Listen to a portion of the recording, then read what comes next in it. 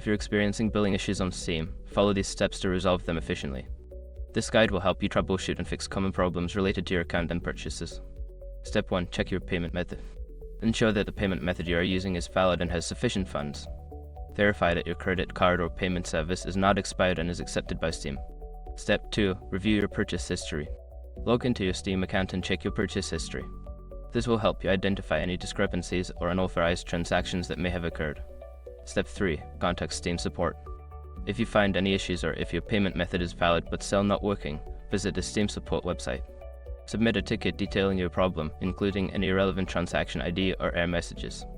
Step 4. Update your account information. Make sure your account information, including billing address and payment details, is up to date. Navigate to your account settings and update any outdated information. Step 5. Wait for a response. After submitting your issue to Steam support, be patient and wait for their response. They may take some time to investigate your issue, but they will provide guidance on how to resolve it.